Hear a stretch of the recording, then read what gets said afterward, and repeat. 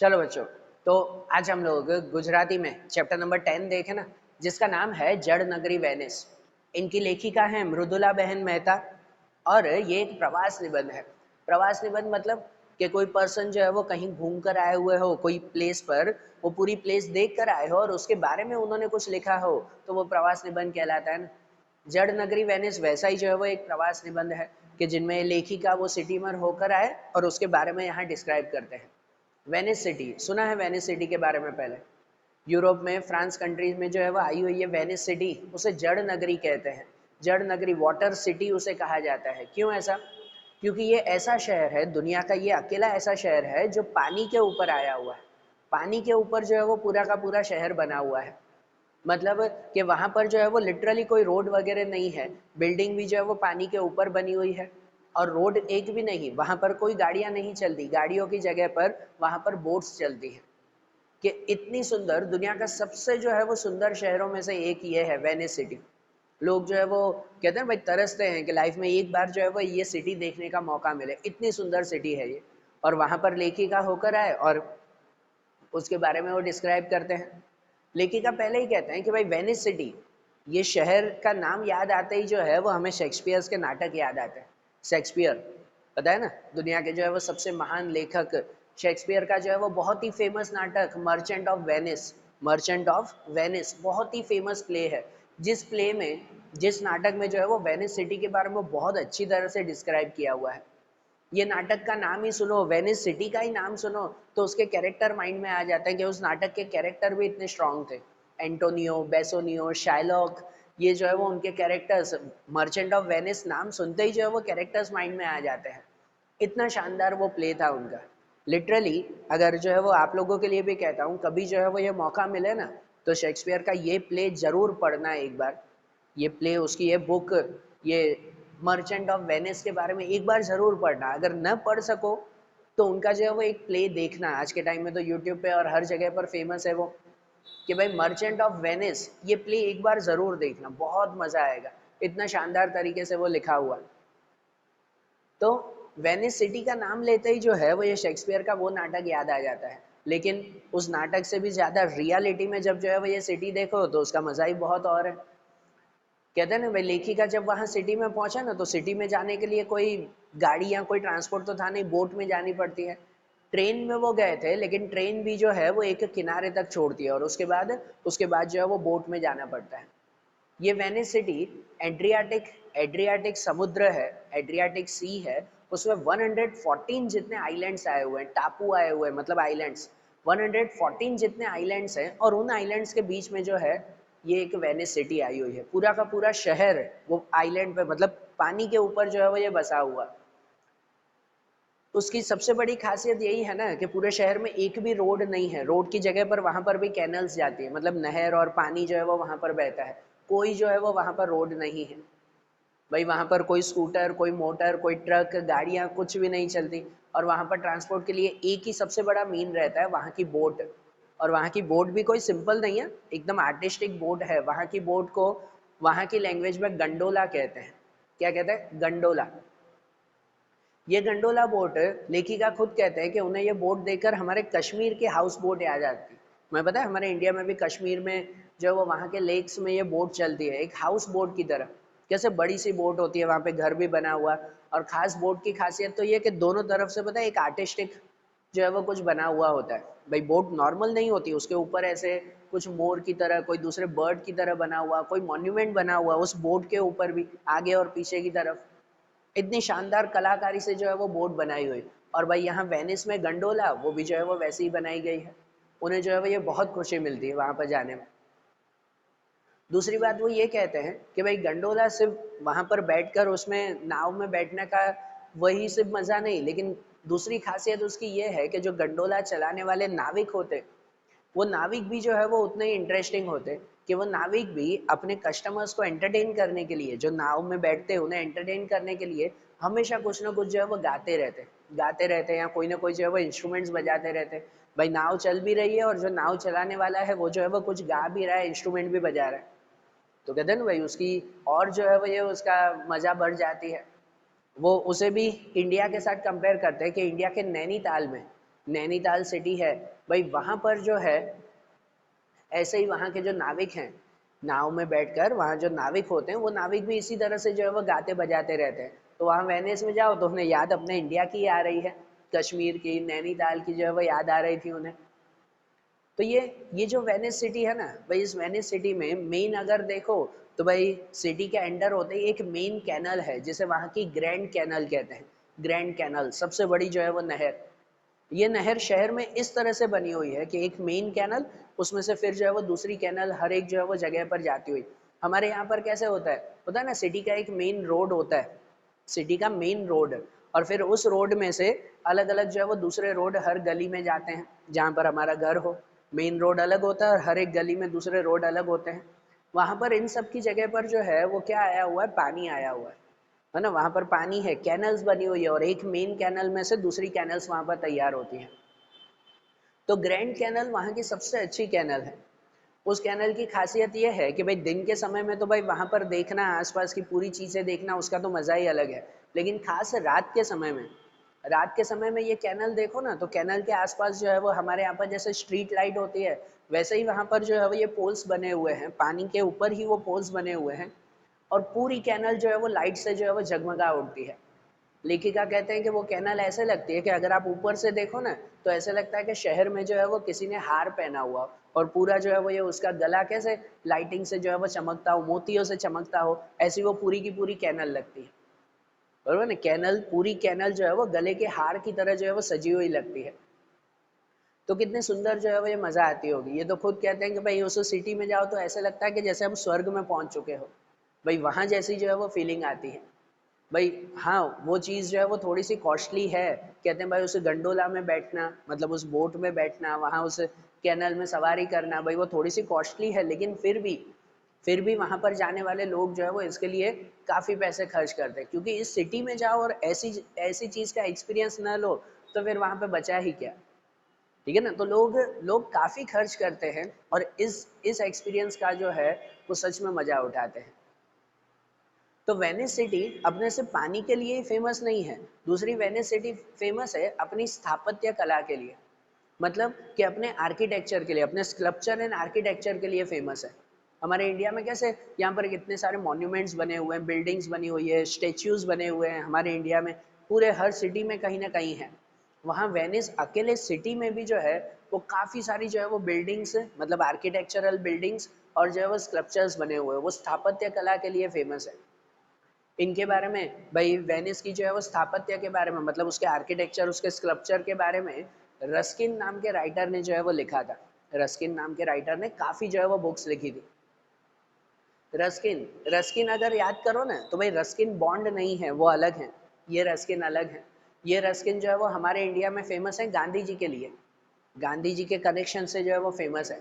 गांधी जी की जो है वो, अगर आत्मकथा हम लोग कहें, उनकी आत्मकथा कहें, तो उनकी आत्मकथा में लिखा हुआ है, और वो हमेशा गांधी जी के बारे में ये बात कही जाती है कि उनके जीवन में दो चीज़ों ने बहुत असर किया था।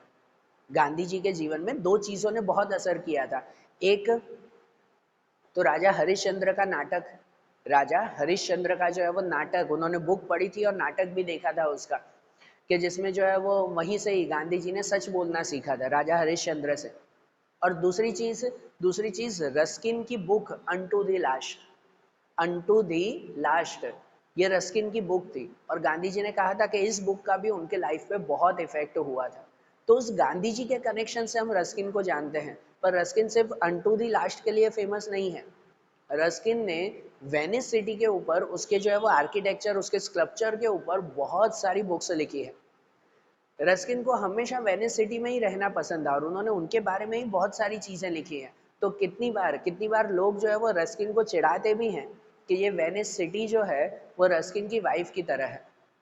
वेनिस सिटी रस्किन की वाइफ की तरह है, क्योंकि रस्किन को इस सिटी के अलावा और कुछ भी पसंद नहीं आता था, इतनी ये शानदार सिटी है। तो हम कह सकते हैं ना कि भाई इतनी शानदार सिटी है, तभी तो उन्होंने इतना कुछ उनके बारे में लिखा है ना। और सच में वहाँ जाना तो भाई उसका जो है वो मज़ा ही अलग है। अब उस सिटी के बारे में और कहते हैं कि भाई वहाँ पर जो है वो सिटी का एक मेन चौक होता है। हर सिटी में होता है ना, सिटी का जो सेंटर कहते हैं, सिटी का सेंटर, उसे जो है वो चौक कहा जाता है। तो वहाँ पर भी इस वेनिस सिटी में भी वहाँ पे एक चौक बना हुआ है, मतलब सिटी का सेंटर। वहाँ की जो है वो लोकल लैंग्वेज में उसे पियाज़ा कहते हैं, पियाज़ा, पियाज़ा कहा जाता है। या तो इंग्लिश में उसे स्क्वायर कहो, स्क्वायर कहते हैं कि भाई सिटी का वो चौक, उस वो पियाज़ा, वो स्क्वायर जिसका नाम था सान मार्को, कहते हैं सान मार्को पियाज़ा या सान मार्को स्क्वायर कहते हैं, वहाँ का चौक। अब देखो नदी के ऊपर बना हुआ ये चौक, तो पूरा का पूरा चौक जो है, ये पूरा का पूरा वो प्लेस वो वाइट मार्बल से बना हुआ है। वहाँ पर रास्ते वगैरह नहीं है, ठीक है, कि भाई वहाँ पर तो क्या कह सकते हैं कि भाई गाड़ियाँ नहीं चलती, बोट्स ही चलती हैं, लेकिन पास में छोटे छोटे फुटपाथ तो बने हुए हैं ना, फुटपाथ बने हुए हैं, प्लेसेस बने हुए हैं जहाँ पर होटल्स हैं, बिल्डिंग्स हैं, रेस्टोरेंट्स वगैरह जो है वो आए हुए हैं कि जहाँ पर लोग घूम फिर सकें।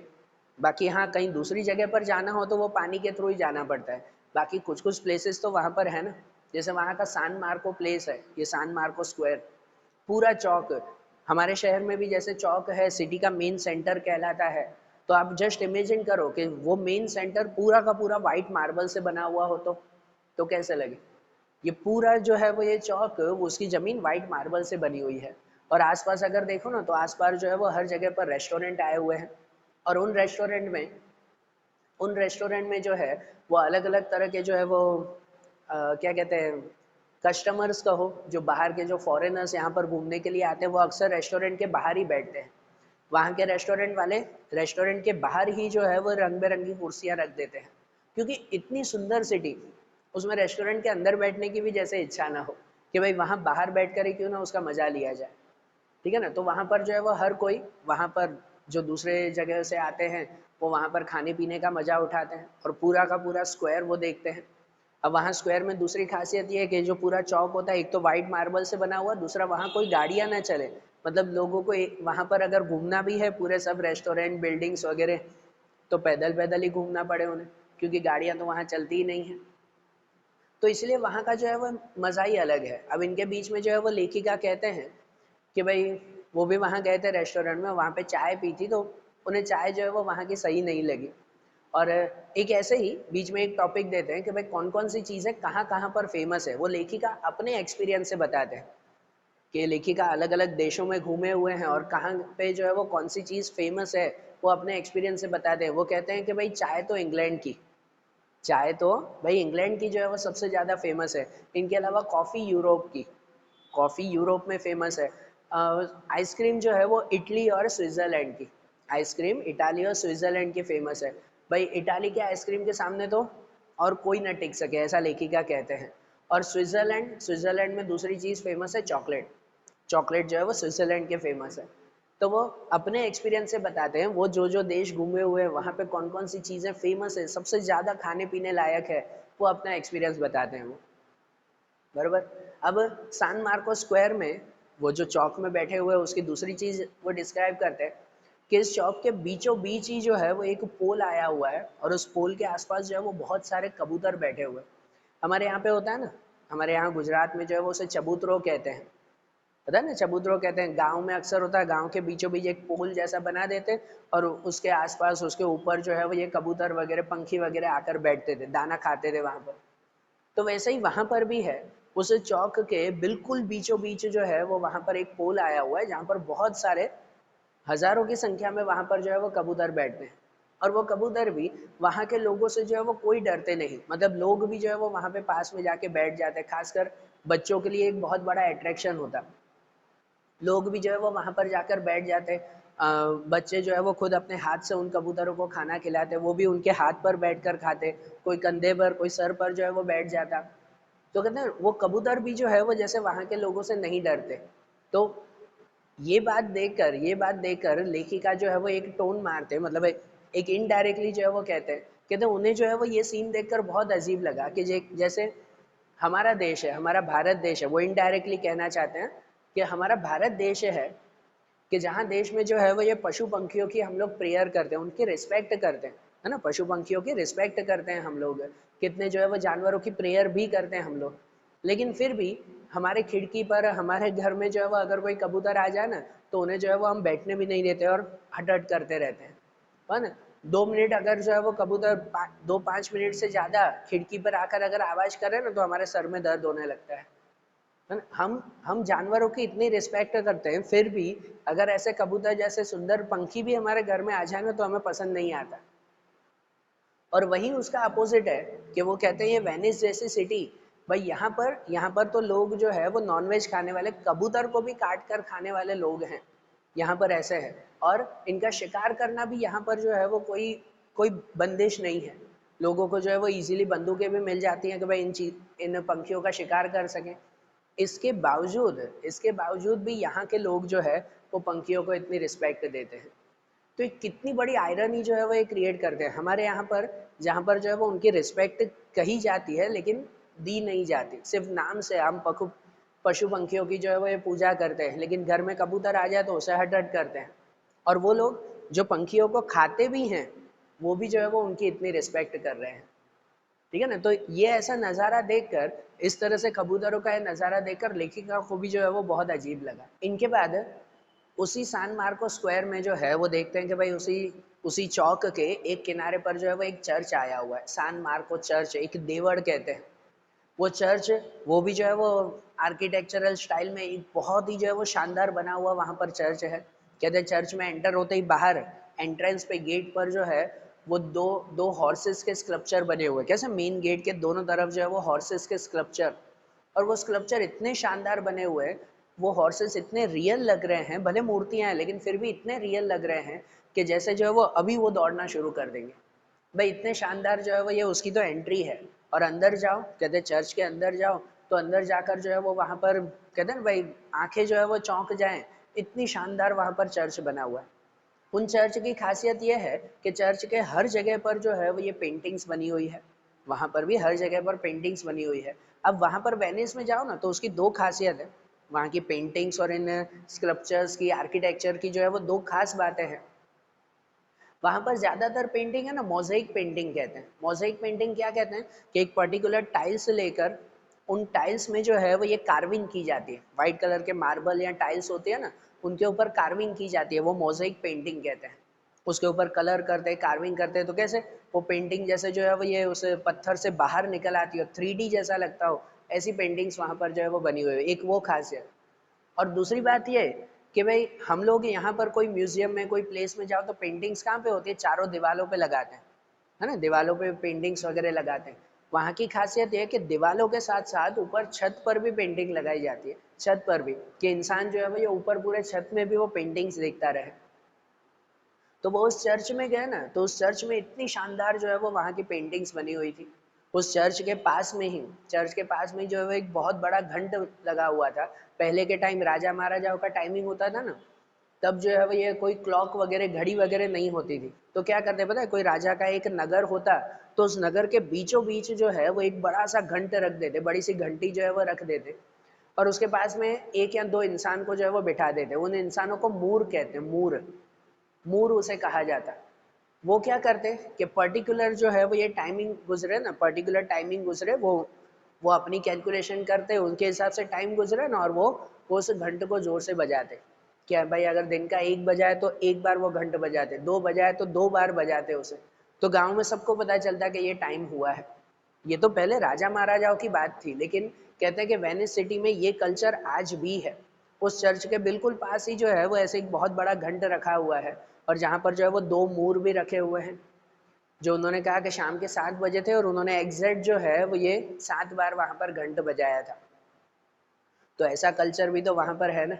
वो वहीं पर ही उसी चौक में घूमते घूमते वहाँ पर जो है वो उन्हें कोई 2 इंडियन फैमिलीज मिल गई, इंडियन फैमिली जो है वो वहाँ पर मिल गई, और वहाँ पर वो उनके साथ जो है वो अपनी लैंग्वेज में बात करने लगे। लेखिका कहते हैं कि ऐसे अनजान देश में चले जाओ, वहाँ कोई अपनी भाषा ना बोलता हो, और सडनली कोई अपनी भाषा बोलने वाला मिल जाए ना तो ऐसा लगता है कोई परिवार वाला मिल गया। होता है ना ऐसा, भले जो है वो हमारी कोई जान पहचान नहीं, कोई अनजाना ही है, लेकिन अपनी भाषा बोलने वाला कोई मिल जाए ना वहाँ पर तो ऐसा लगता है ना कि जैसे अपना परिवार वाला कोई वहाँ पर मिल गया, ऐसे उन्हें फील हो रहा था। फिर उसी उसी सान मार्को स्क्वायर में जो है वो एक कोने पर डॉजिस पैलेस आया हुआ, एक दूसरा पैलेस मतलब महल आया हुआ, डॉजिस पैलेस। वो कहते हैं कि भाई इससे सुंदर चीज़ जो है वो पूरे वेनिस में शायद और कहीं पर नहीं है। वो पैलेस इतनी शानदार तरीके से, इतना जो है वो अच्छे आर्किटेक्चरल वे में बना हुआ है।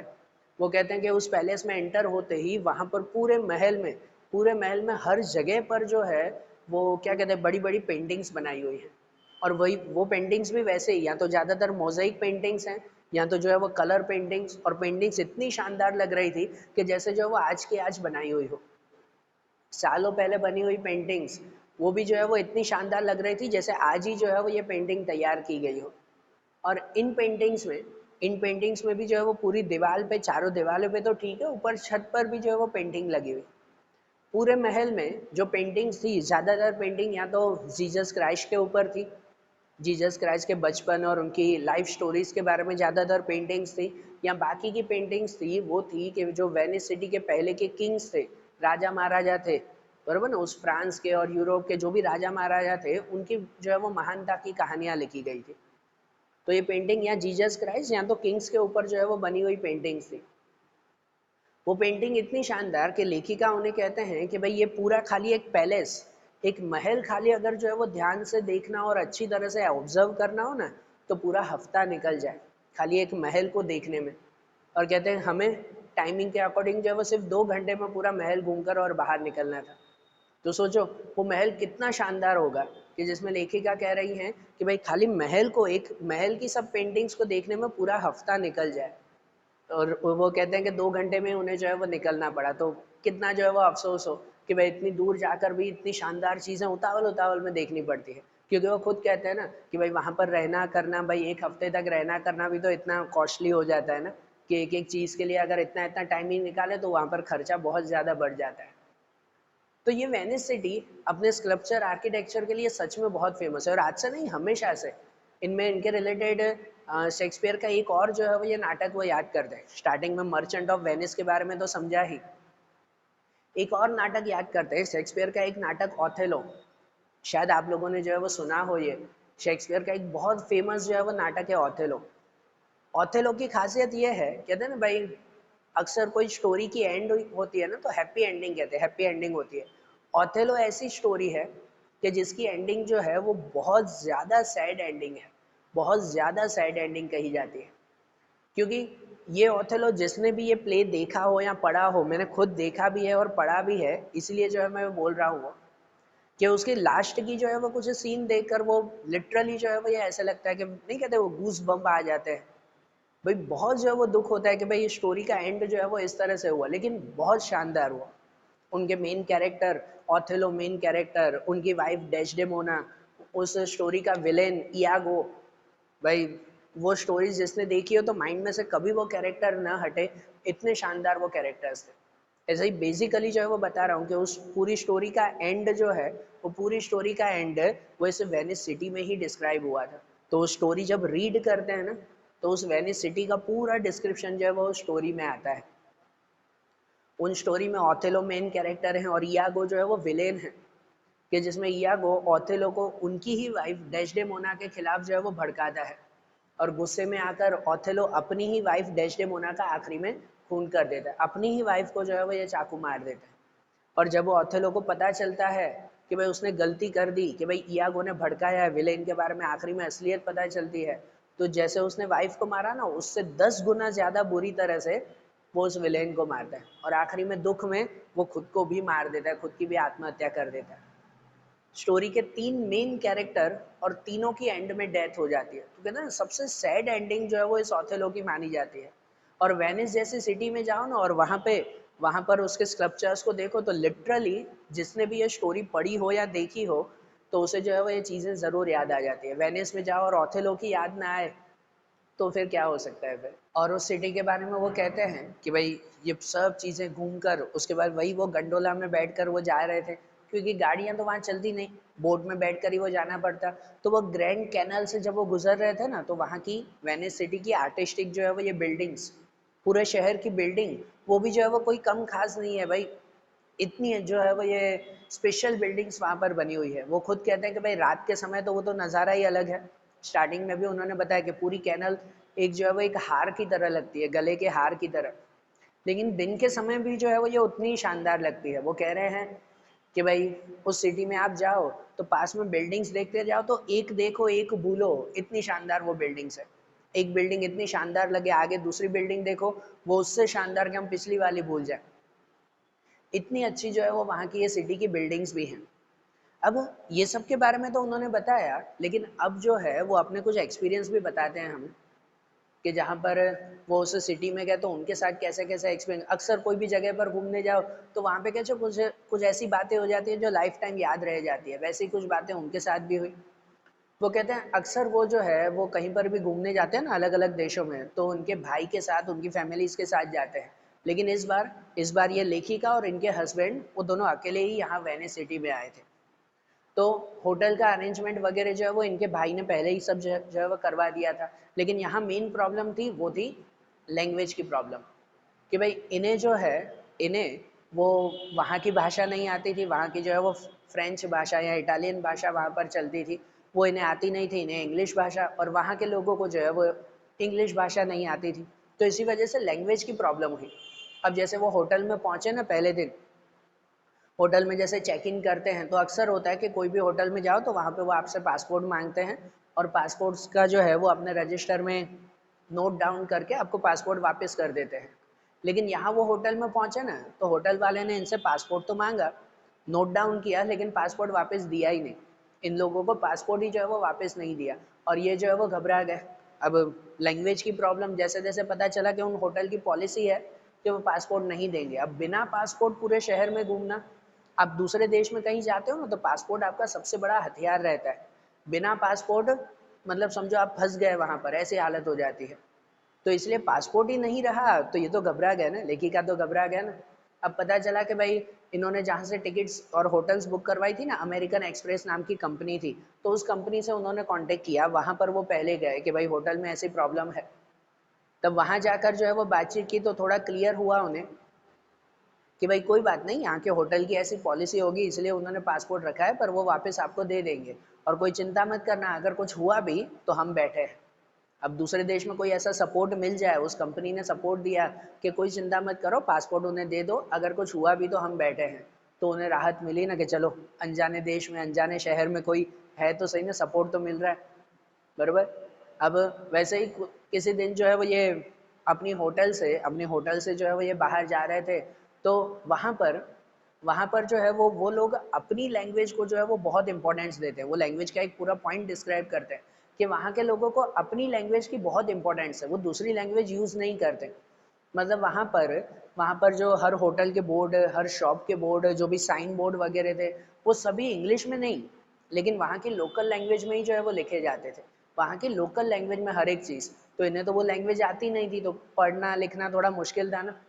अब वहाँ पे जिस जिस स्ट्रीट में उनकी होटल थी ना, वहाँ की आसपास की सब होटल जो है वो एक जैसी लगती थी। तो उन्हें उन्हें वो नाम भी याद नहीं रहता था कि भाई पता नहीं जो है वो कौन सा नाम है। और ये वो टाइमिंग है जब कोई मोबाइल वगैरह नहीं था कि गूगल मैप से जो है वो पता कर ले, फोटो खींच कर याद रख ले उसे, ऐसे ही याद रखना पड़ता था उन्हें। तो वो जब होटल से बाहर निकल रहे थे ना, तो उन्होंने जो है वो एक नोट डाउन किया था कि होटल के बिल्कुल सामने जो है वो दूसरा एक एग्जीबिशन चल रहा है। तो वहाँ पे बाहर जो है वो एक मंडप वगैरह लगा हुआ है, नहीं मंडप जैसा बना हुआ होता है एग्जीबिशन का। तो उन्हें ध्यान था कि हाँ यहाँ एग्जीबिशन है और एग्जीबिशन के सामने ही जो है वो होटल है, उन्होंने ऐसे याद किया था। और घूमने के लिए निकले। शाम के समय जब जो है वो ये वापस आए ना, तो वापस आए तो वो जो है वो रास्ता भूल गए, उन्हें अपनी होटल मिल ही नहीं रही थी। क्योंकि लकीली उन्होंने जो नोट डाउन किया था कि ये एग्जीबिशन है, एग्जीबिशन के सामने ही होटल है, लकीली जो है वो शाम तक वो एग्जीबिशन हट गया था, सभी मंडप वगैरह सब चीज़ें जो हटा दी गई थी। तो अब वो तो घबरा गए ना कि भाई होटल जो है वो अब मिल ही नहीं रही, उन्हें जो है वो नाम वगैरह कुछ ध्यान ही नहीं आ रहे थे और रात हो चुकी थी। वो जो है वो आसपास के लोगों से पूछते भी, लेकिन कोई समझता नहीं, क्योंकि भाषा की प्रॉब्लम थी, लैंग्वेज की प्रॉब्लम। उन किसी को जो है वो इंग्लिश आती नहीं और इन्हें जो है वो उनकी भाषा नहीं आती थी। तो वो काफ़ी तकलीफ हुई। एक एक ओल्ड लेडी ने जो है वो इनको देखा, भाई इनका चेहरा, लेखिका और इनके हस्बैंड का चेहरा काफ़ी उतरा हुआ था। एक जगह पर जो है वो बैठ गए थे, एक ओल्ड लेडी ने उनको देखा, उन्होंने जो है वो इशारे से हेल्प करने की भी कोशिश की, लेकिन जो है वो फेल। तो आखिरकार कहते हैं ना, लेखिका की तो रोने जैसी हालत हो चुकी थी, क्योंकि अनजाने शहर में अगर रात भर बाहर रहना पड़े, होटल ना मिले तो उनको बाहर रहना पड़ेगा, और पूरी रात अगर बाहर रहना पड़े ना तो सबसे पहले तो पुलिस पकड़ती है बाहर के देशों में कि आप बाहर कहाँ घूम रहे हो रात को। बरोबर ना, वहाँ अक्सर जो है वो पुलिस ऐसे पकड़ लेती है। तो वो तो घबरा गया ना कि भाई जाए कहाँ ऐसे अनजाने शहर में, होटल ही उन्हें ना मिली। फिर लकीली कोई और जो है वो पर्सन उन्हें मिल गया, और वहाँ पर वो कैसे बैठकर एक टेबल पर बैठे हुए उदास बैठे थे, तो किसी ने आकर हेल्प की और लकीली जो है वो इशारों से पता चल गया कि हाँ भाई ऐसी जो है वो ये होटल है, धीरे धीरे जो है वो समझाया। और जब समझाने से क्लियर हुआ ना, तो सामने वाले पर्सन ने कहा कि ये होटल तो सामने ही है जहाँ हम बैठे हुए हैं। मतलब दोनों बैठ कर लेखिका जहाँ पर रो रहे थे ना, उसके बिल्कुल सामने ही जो है वो होटल थी, होटल के सामने ही वो बैठे हुए थे, और फिर भी वो होटल को नहीं पहचान पा रहे थे। तो जब ये पता चला कि वो सामने ही होटल है, तो दोनों जो है वो हंस पड़े, है ना, दोनों हंस पड़े कि देखो ऐसी भी सिचुएशन होती है, कहते हैं बाहर जाओ, बाहर जाओ, और जो है वो वहाँ पर ऐसे किस्से हो जाते हैं ना, तो वो लाइफ टाइम याद रह जाते हैं। और इन्हीं के बाद आखिरी में लैंग्वेज के बारे में, अब उस सिटी के बारे में तो नहीं, लेकिन लैंग्वेज के बारे में वो बताते हैं कि वहाँ के लोगों को अपने लैंग्वेज के ऊपर बहुत प्राउड है, बहुत गर्व रहता है उन्हें, कि भाई नहीं, हम लोग जो है वो अपनी ही लैंग्वेज जो है वो जाने, और कोई भाषा में हमें बात नहीं करना। वहाँ पे ऑलमोस्ट सभी लोग फ्रेंच या इटाली भाषा में, उनकी भाषा में ही बात करते, दूसरी कोई भाषा नहीं। हाँ, कोई गाइड वगैरह होते ना, गाइड्स होते ना जो टूरिस्ट को घुमाते, तो उन गाइड को जो है वो अलग अलग 4-5 भाषाएं आती थी, बाकी और किसी को कोई भाषा नहीं। वो वहाँ पर जो है वो कोई एक फ्रूट लेने के लिए गए कहीं पर, और फ्रूट सेलर से जो है वो उन्होंने पूछा कि भाई आपको इंग्लिश आती है।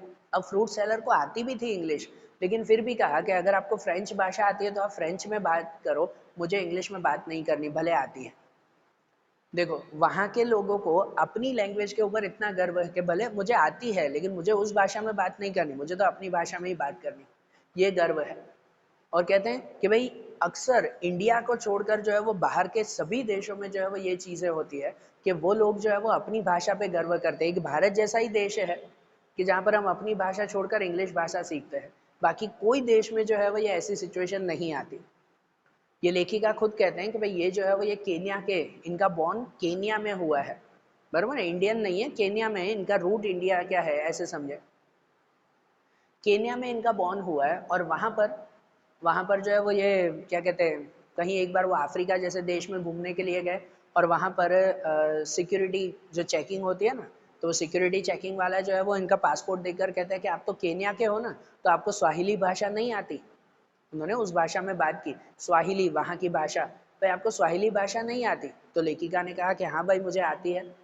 तो उस सिक्योरिटी चेकर ने भी जो है वो उसे कहते हैं थोड़ा सा डांट कर जैसे कहा कि अगर अपनी भाषा आती है तो स्वाहिली भाषा में बात करो ना, फिर इंग्लिश में क्यों बात कर रही हो।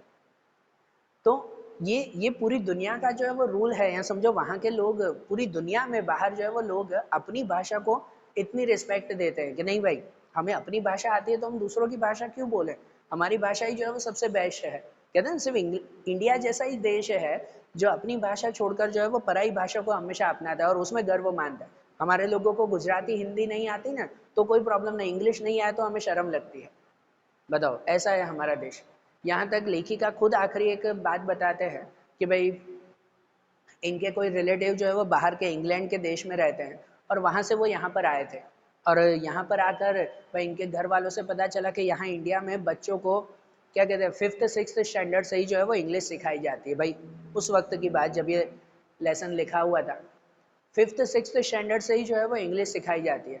तो वो इंग्लैंड के रहने वाले लोगों ने भी कहा कि इनको इंग्लिश क्यों सिखाई जा रही है, जब जो है भाई यहाँ पर इनकी लोकल लैंग्वेज है, अपनी हिंदी गुजराती जैसी जो है वो भाषाएं हैं, तो भाई इन्हें जो है वो इंग्लिश क्यों सिखाई जा रही है, ये चीज़ गलत है। बाहर के लोगों को भी लगता है कि इंडिया में इंग्लिश सिखाना गलत है, और हम ही लोग हैं जो यहाँ पर जो है वो इतनी इंपॉर्टेंस देते हैं, बराबर ना। दुनिया के कोई ऐसा देश नहीं है कि जहाँ पर जो है वो इंग्लिश मीडियम के स्कूल चलते हो, जहाँ पर इंग्लिश बोली जाती है वहीं पर ही। फ्रांस में जाओ तो वहाँ पर फ्रेंच मीडियम के स्कूल हैं, दूसरे देशों में जाओ तो वहाँ पे उनकी लोकल लैंग्वेज के स्कूल्स हैं। एक हमारा ही इंडिया है कि जहाँ पर जो है वो ये गुजराती हिंदी मीडियम के स्कूल को हटाकर हर जगह पर इंग्लिश मीडियम के स्कूल जो है वो शुरू करते हैं। ये गलत है, बहुत गलत है। हर कोई जो है वो ये कहता है कि अपनी लैंग्वेज में की हुई पढ़ाई ही जो है वो सही एजुकेशन कहलाती है, दूसरी भाषा की नहीं। लेकिन क्या करें, लेखिका कहते हैं ना कि हमारे देश में जो है वो अब कल्चर ही वैसा बन चुका है। और आखिरी में अपना इतना अच्छा जो है वो प्रवास खत्म करके जब वो वापस आ रहे थे, तो वापस जो है वो उसी कैनल से उसी ट्रेन के थ्रू जो है वो ये वापस आ रहे थे, और उन वापस आते आते उन्हें वही जो है वो पूरी सिटी याद आ रही थी, है ना, अपनी सिटी याद आ रही थी, ये वेनिस सिटी। कि भाई ऐसा अनुभव, ऐसा एक्सपीरियंस उन्हें कुछ दिनों में वहाँ पर मिला जो वो लाइफ टाइम नहीं भूल पाएंगे। इतना शानदार एक्सपीरियंस जो है वो उन्होंने वहाँ वेनिस सिटी में लिया है। वेनिस सिटी की जो है वो जगह है, वहाँ का नेचर, वहाँ का समुद्र, समुद्र किनारा शहर जो है वो समुद्र के बीचों बीच आया हुआ है आइलैंड पे। तो वो समुद्र की लहरें, वहाँ का जो है वो ठंडी हवा है, वो हमेशा वहाँ पर फील होती है। लेखिका कहते हैं कि ऐसा एक्सपीरियंस वो कभी भी जो है वो नहीं भूलेंगे, बरोबर ना। तो देखो, आज जैसे हमने जो है वो ये प्रवास निबंध देखा, जड़ नगरी वेनिस, उस सिटी के बारे में समझा, और ये गुजराती का चैप्टर जैसे हमने कंप्लीट किया, वैसे ही अब जो इनके दूसरे चैप्टर्स आएंगे, आगे के जो है वो नए नए पॉइंट्स आएंगे, वो अब हम लोग नेक्स्ट वीडियो में देखेंगे। Okay, thank you.